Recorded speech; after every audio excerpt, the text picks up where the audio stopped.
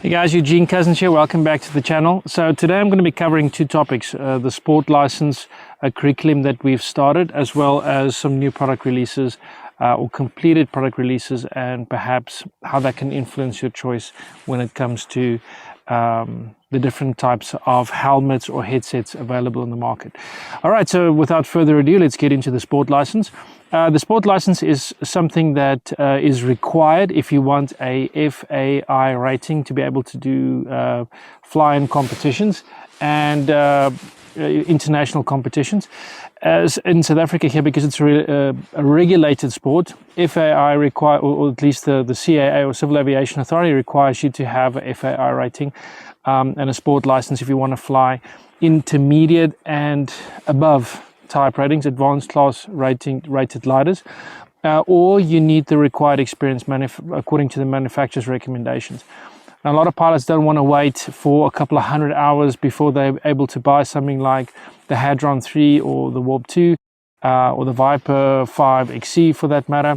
So legally the retailers have to work by manufacturer's recommendation, or they've got to go do a sport license and be able to qualify to fly those gliders. So that's the I would say the bad part of regulation, or the tough part of regulation, is that if you bring that into place, it could be so rigorous that it keeps pilots from progressing.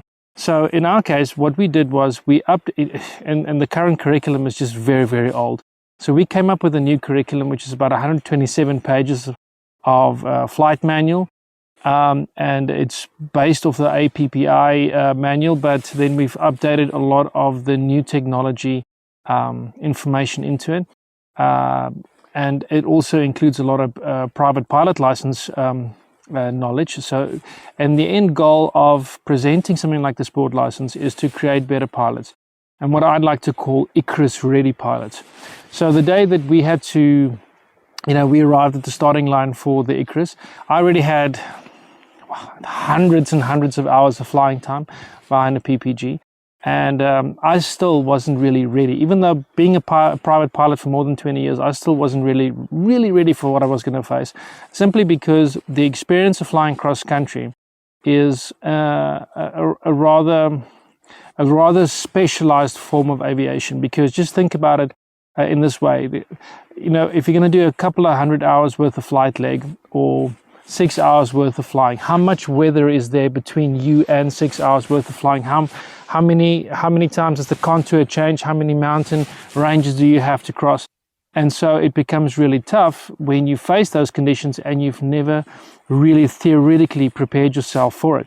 So we just finished presenting a sport license course, and we got raving reviews from the students that participated in those courses. And I really do think that the end result of those courses will be pilots that are much, much better suited for long-range cross-country flying. And we cover subjects like fuel calculation, recalculation on the fly, distance calculation, speed calculations, all those kinds of stuff that makes you a much better pilot to determine whether you can accomplish a specific mission or a goal that you set for yourself. Today, I'm going to be doing 3 maneuvers which we cover on the sport license. And it's just an example of, and maybe I'll cover more of it, maybe put it into the comment page if you'd like to see more of these things. It's going to be specifically around landing techniques. There are 3 or 4 different techniques I'd like to show. And then it's just a sample really of what you go through in the sport license. I got to tell you that it is so much work to present one of these things, because besides the fact that you got to tunnel through a ton of theoretical knowledge and stuff that the students will have to pass an exam for later. You have to physically train pilots to do crosswind takeoffs, stuff like crosswind takeoffs, ADT, any direction takeoffs. They've got to master power on landings for the first time. All these kinds of stuff, you've got to illustrate that. So as an instructor, you're really busy to do that. And then they've got to do maneuvers which we think, according to the manufacturer's recommendations, those that are legal. A lot of stuff is just not applicable anymore. Stuff that you learn in the SIV, you really can't do with, and you really shouldn't be doing with an advanced PPG reflex wing. The wings just aren't designed for it. So we had to focus on doing the maneuvers which are legal according to the manufacturers. And that's all fits into the curriculum. But it's a ton of work, and the instructors just, I take a week just to recover from the amount of teaching and drinking. But it's typical pilots. It's a party, but it's also a really strenuous course that takes its toll on both the students and the instructors. So, okay. Before I get into flying and showcasing those landing techniques, I'm going to get into showcasing the two different headsets here. So, and the reason why I want to do that is because I'd like to show the differences and use the one headset while flying to show why this would be an ideal pick as a helmet. All right, so I've got the Nirvana helmet here. This is, let me put this one aside. I've got its bag over it because I don't want to show it yet. It's so magnificent. The Nirvana helmet is something that has it's had multiple generations of design and development, and it is the go-to helmet. I've imported probably more than 50 of these helmets into South Africa, and even though it's enormously expensive, it's more than $1,500. I've had to rework the price to the US currency. It's very expensive, and it's still pilots that start flying. They start with something. They end up buying this because if you have a bad experience with something, any part of your kit, whether it's your wing, whether it's your machine, whether it's the helmet on your head, whether it's your radio, all of those kinds of things you need to want to solve in order to have a perfect flying experience. You don't want to have something that ruins it. And people just come back for this helmet simply because it's such a fantastic concept, and it's worked through all the niggling little things in development process has been thought out, and etc. So why would you take the Nirvana helmet as a helmet? This isn't the ideal vlogging helmet, and this has been part of my wrestle with Nirvana, is to try and adapt this to get it to be a good vlogging helmet. It comes down to what are you going to be using it for. So this isn't your ideal choice if you want to do vlogging. It is vlogging capable now if you do a special order for it, because it gets the 3.5 millimeter jack on the side. It has multiple generations of the BT comms unit, and this is a digital screen actually, which I think is very rare to find in any Bluetooth system, where it can give you some feedback on battery life, connections, etc. It's a really thought out process. You can take telephone calls, you can listen to music, and it's been really popular. It's been thought out. It works well. So why would you take this helmet over the next one that I'm going to be showing you, which is the PPG Smoke? You'll take this one from a community flying perspective. The reason why this is so popular within my flying communities is because the pilots can link with one another through the intercom system like you have on motorcycles. And it's very effective. It lasts for a couple of kilometers. You could be separated for a kilometer or two from other pilots, and it still functions quite well. Eventually, and this is what I hoped, and Nirvana's not able to produce this because the next concept for me, because the mic is built into the helmet, not into the headsets. And this is their design, so they can't produce the next step that I really wanted from them. And that is the headset. So the instructor headset. So for instructors, the best form of that I will showcase with a student is to be able to be linked via Bluetooth and radio with your student. And that form of instruction has just been ridiculously successful for me, bringing down incidences, because you're able to get feedback from the student and also communicate faster than a radio. So I initially wanted something like this out of the PPG Smoke, but unfortunately, and this is a very important part of your choice, would be to realize that the PPG Smoke is not intercom right now.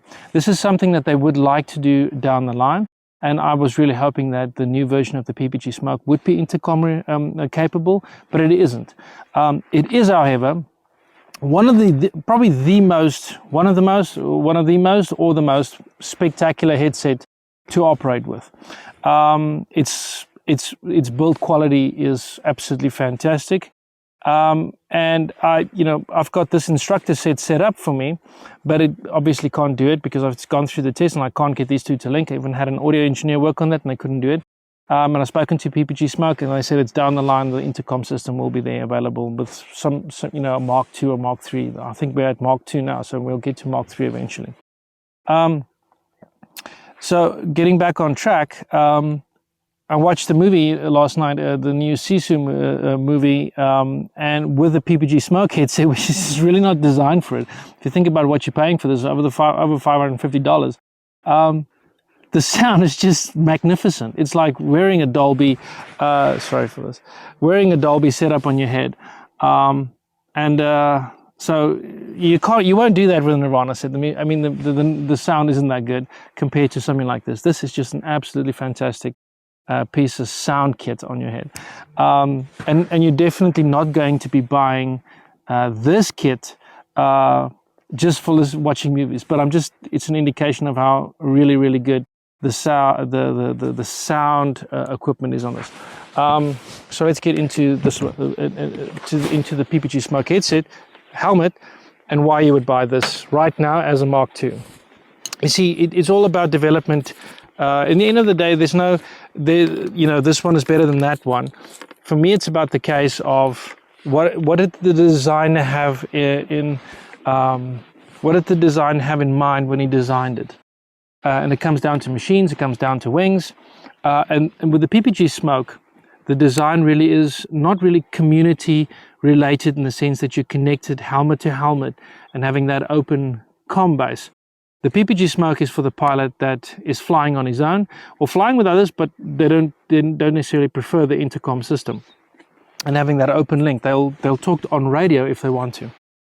And if you're buying a headset for that reason, the best possible headset that you could wear on your head that's got incredible noise cancelling, that's got 6 microphones and a complex design that cancels noise.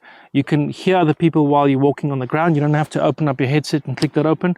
You can, because it's got these additional microphones built into it.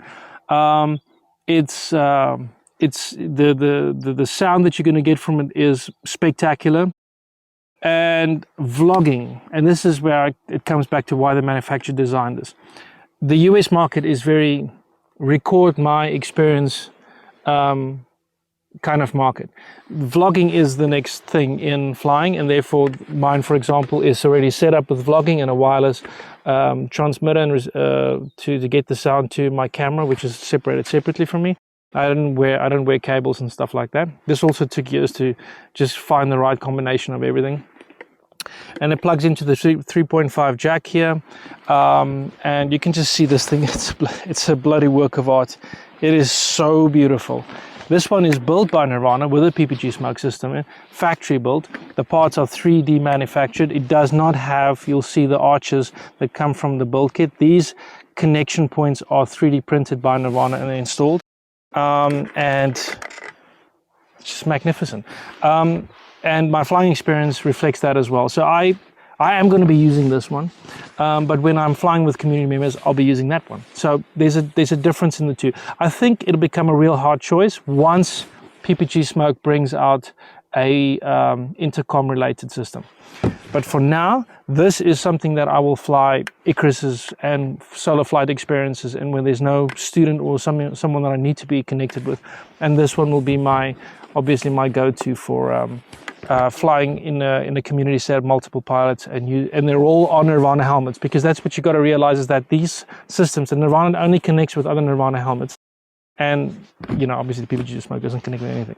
So I think these are the realistic elements out there. Now also, it would be disingenuous for me not to say that there are other options out there. There's a company called Volo that they make something that's already like instructor approved headsets. Fantastic, apparently. I haven't tested them, so I can't give you an opinion, but apparently they're good. They also make great headsets for helmets with the build kit, goes onto any helmet, or you can buy helmets from them. So they are a really good option in the marketplace. SENA makes something, but SENA is something that you got to stick on your helmet. I'm not a fan of that. I have experience with the SENA. I own SENA, but for me, I don't want to have wires and everything else sticking all over the show. This is a very beautiful system that's not going to fall off your head. And something that's got wires and everything else sticking all over it, that's just crap. It's not what you want, because those wires will hook onto something eventually and you'll lose stuff. So yeah, Invalos is definitely one that you could look out for. The Aviator helmet apparently is a fully equipped system. I've never used it, but apparently it's something to look and to test if you're a buyer in the market space. But these are the two choices that I have that I think, you know, one is community related, one is the solar pilot related, and eventually we'll have an instructor system going. Not right now. All right, let's get into the maneuvers.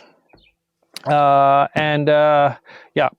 be once I got the helmet headset on and my machine on my back, I'll be talking about the 3 different maneuvers using the PPG sound. So as I mentioned to you guys a little bit earlier, there are various landing techniques that you'll learn on a sport license, but I'm not going to illustrate all of them. This video will just get way too long. That's why you do a sport course. The one thing that I will illustrate to you is some of the very important features of the new technology wings that have 2D steering. So you wouldn't see that up close, but try and look out for it. I'll try and zoom in. And that is, in order to land or to have more aggressive flare in a 2D steering, you've got to push your arms sideways. You've got way more flare because you're utilizing the center braking of the wing, system of the wing, and not so much the tip steering of the wing. So push your arms outside instead of downwards. So you can go out and down if you needed any more than that you have with pushing your arm sideways. That is aggressive braking or flaring. And the last technique I'm just going to illustrate is what's called the barrel roll landing, or what I call the nose bleeder. And the nose bleeder is just a maneuver to, if you're higher up, you got to get down onto the ground quickly. Then you'll approach the field almost to the edge of the field, and you'll do a very strong wing over and spiral roll in order to touch down. Very advanced maneuver, something that you do much later on. All right, let's get into it. It's actually more of a wing over landing than it is a barrel roll. But that's why I have my own name for it and call it the nose bleeder. Let's go.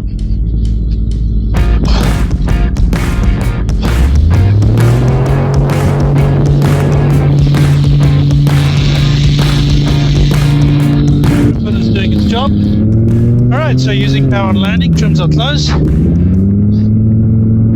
Take the turn.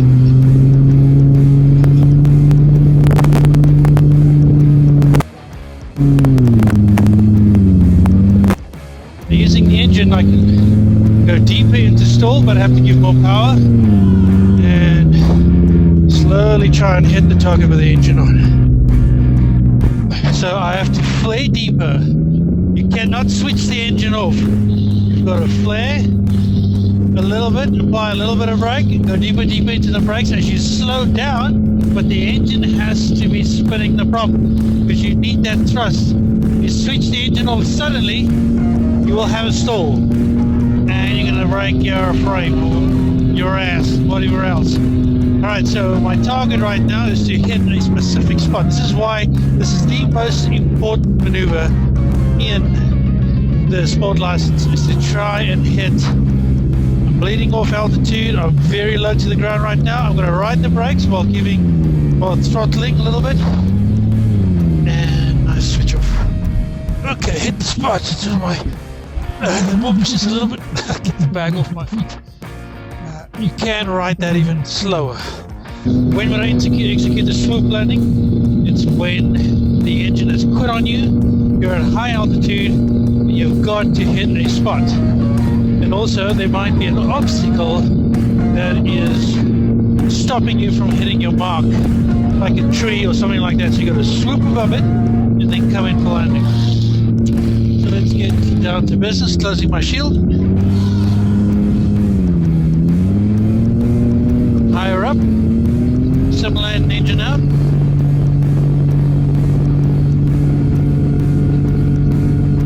Yeah, pick my spot, just the usual landing field because I don't have all the time in the world to hike it out from a different spot. So for example at this height, cutting the engine. Now I've got to hit the spot, hands are up. Now I've got to do a bit of S-turns because I'm too high already.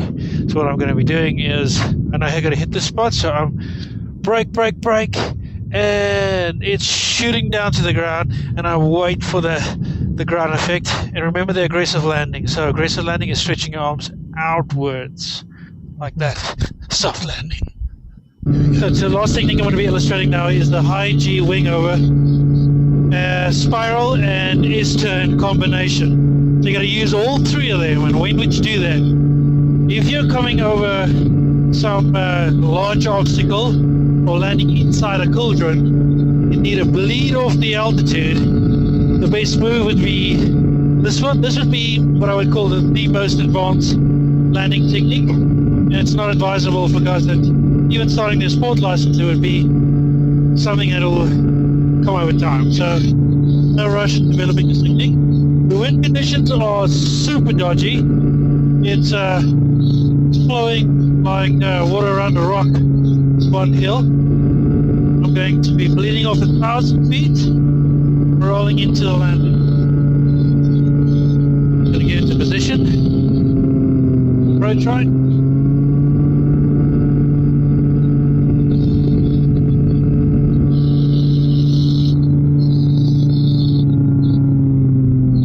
So technique is, start with, you get to the edge of the field that you're going to be landing at,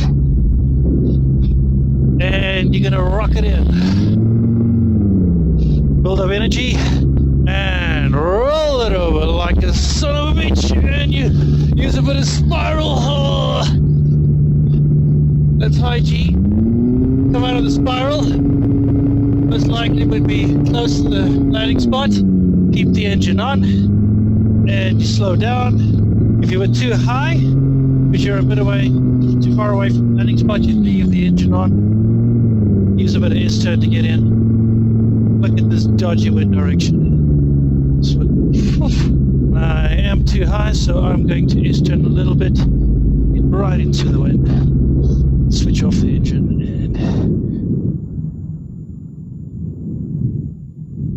and aggressive landing. All right, so a brief explanation on some of the maneuvers I just showed you. All right, so the landings and takeoffs and all the kind of maneuvers that you can learn from a sport license should be considered tools in a toolbox. And you select the right tool for the right kind of situation. For example, the swoop landing, you do that when you have an engine out and you've got to land in somebody's back garden, or there's an obstacle that is blocking you from hitting the spot that you're trying to land in. But it's always landing off with an engine out or engine off. The engine on landing, that is something that is mandatory for the sport license. You've got to learn to land with your prop on, because you can go deeper into the flare and you can use the engine to push you. And you do not switch the engine off until you are very close to the ground, maybe a couple of inches or something like that. Because if you switch that off way too high, you'll be on a lot of brake. So you'll be risking a stall because there's no more force pushing you, driving you forward. Then the last technique I showed you is, like I said, something that is too advanced for a sport license, but it is something that once you've been equipped with the rest of the tools, you can combine it. So your S-turns, your spirals, your orbital turns, your swoop landings, a combination of all of that combined with a hard wing over could allow you to come in from over high obstacles, land inside cauldrons, or a high mountain that you've got to get into a field. You got to bleed off some rapid energy. It's not stuff that you haven't seen on YouTube before with pilots doing wing overs. It's just using that same technique to get into a landing spot and hitting the spot exactly where you want to be. So it is a combination of all those things, and especially having the engine on. So once you've mastered the rest, you can do that. What else do I have to comment? So this was just a sample of the landing stuff. If you guys would like to see more illustrations and more explanations on techniques, then just put it in the comment section and I'll try and do my best to accommodate, see what I can put in there. Obviously with a sport license, it's instructor driven. So I've got multiple instructors. Another instructor is very, very, very well qualified and getting maneuvers taught or brought across to students. Mia's the clerk. He's working with me on sport licenses here in South Africa. And obviously we're trying to get this curriculum to go broader, and we want to present it on international locations as well. So it's not that you have to be accredited with a sport license, but you would like that FAI rating to be able to do international racing. That is what comes with a sport license. And also, I think that you get away with not getting any form of accreditation in some regions of the world. But if you've gone through some formalized training, it makes you a better pilot. It's not that you have to write the test or pass it or whatever. getting those maneuvers under the belt and getting the theoretical part under your belt just makes you better equipped to do long cross-country flights. And we are going to be doing some, well, at least we're trying to create Icarus-ready pilots, guys that'll feel comfortable getting onto the start line and finishing strong, you know, on a race like that without being worried about what he's going to be encountering in a race. And obviously we're trying to create our own brand of race that is so difficult and so completely insane that you would need to be well equipped in order to just finish it. No, never mind do well or get onto the podium. So guys, that is more about the cannonball run. That's what it's called. I'll put more on that out later. But for now, if you've got any questions, lob it into the comment page. Ask me any questions you want. If you want to see more of that comment, put it in the comment page, comment section, and remember to like and subscribe. That's what drives the algorithms, apparently, and not that I really care. But let's keep it growing. All right, adios, amigos.